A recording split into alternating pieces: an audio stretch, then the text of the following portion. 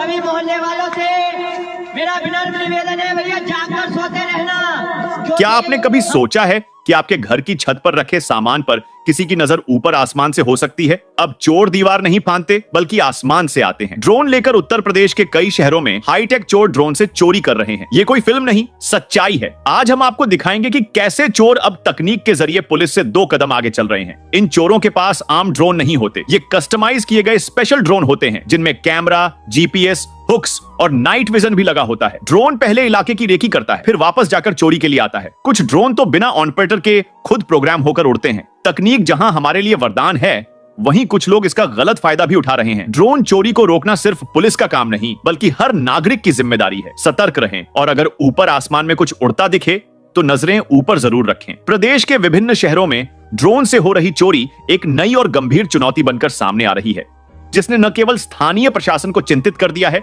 बल्कि आम जनता के बीच भी भय और असुरक्षा का माहौल उत्पन्न कर दिया है। इस प्रकार की हाईटेक चोरी खासकर उन इलाकों में ज्यादा देखने को मिल रही है जहां पर घनी आबादी, खुले छतों और महंगे इलेक्ट्रॉनिक उपकरणों की उपलब्धता अधिक है। रिपोर्ट्स के अनुसार मेरठ, गाजियाबाद, लखनऊ, कानपुर, वाराणसी और आगरा जैसे प्रमुख शहरों में ड्रोन तकनीक का दुरुपयोग करके चोरी की घटनाएं दिन प्रतिदिन बढ़ती जा रही हैं, जिससे कानून व्यवस्था पर भी गंभीर सवाल खड़े हो रहे हैं। चोर अब पारंपरिक तरीकों की जगह अत्याधुनिक तकनीकों का सहारा ले रहे हैं, जिनमें हाई रेंज कैमरा से लैस drone, GPS tracker, night vision devices और रिमोट एक्सेस कंट्रोल शामिल हैं, जिससे वे किसी भी घर की छत या खुले हिस्से का सर्वेक्षण कर लेते हैं और फिर समय समय पर चोरी को अंजाम देते हैं। पहले जहां चोर दीवार फांदकर घर में घुसते थे, वहीं अब वे छत के रास्ते ड्रोन के जरिए सामान उठा लेते हैं या घर की खिड़कियों को सेंसर के माध्यम से स्कैन कर मूल्यवान वस्तुओं की पहचान कर लेते हैं। कुछ मामलों में तो ड्रोन के माध्यम से पहले इलाके की जासूसी की जाती है,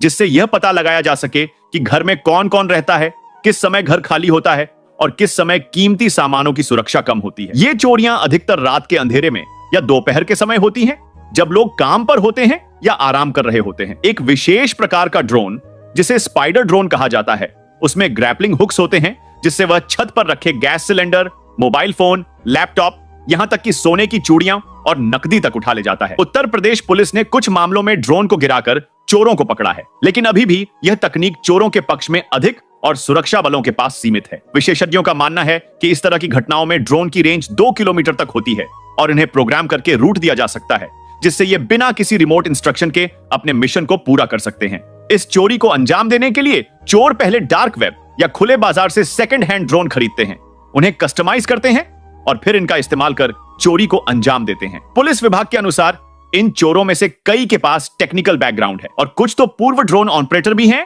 जो अब इस तकनीक का दुरुपयोग कर रहे हैं। राज्य सरकार ने इस बढ़ती हुई समस्या को लेकर स्पेशल इन्वेस्टिगेशन टीमें भी बनाई हैं, जो कि साइबर क्राइम यूनिट और एंटी ड्रोन टेक्नोलॉजी एक्सपर्ट्स के साथ मिलकर कार्य कर रही है। कुछ शहरों में सरकार ने पब्लिक को भी जागरूक करना शुरू किया है कि वे अपने घरों की छतों पर सुरक्षा कैमरे लगाएं, मेटल नेटिंग का इस्तेमाल करें और संदिग्ध ड्रोन की सूचना तुरंत पुलिस को दें। हाल ही में गाजियाबाद के एक इलाके में एक व्यक्ति ने मोबाइल फोन से एक ड्रोन की वीडियो रिकॉर्ड कर ली, जिसमें वह एक बैग उठा रहा था, जिससे पुलिस को उस ड्रोन की पहचान में मदद मिली और चोरों के एक गिरोह को गिरफ्तार किया गया। इसके अलावा मेरठ में एक व्यापारी के गोदाम से 2 लाख रुपए मूल्य का सामान ड्रोन के माध्यम से चोरी हो गया, जिसमें बाद में पता चला कि उस ड्रोन को बंगलौर से मंगवाया गया था और उसे एक पूर्व इंजीनियर ने मॉडिफाई किया था। इस तरह की घटनाएं न केवल आम जनजीवन को प्रभावित कर रही है, बल्कि साइबर और टेक्निकल अपराध की परिभाषा को भी बदल रही है, जहां अब चोरी केवल दीवारों और ताले तोड़ने तक सीमित नहीं रही, बल्कि डिजिटल और हवाई मार्ग से होने लगी है। सुरक्षा विशेषज्ञों का कहना है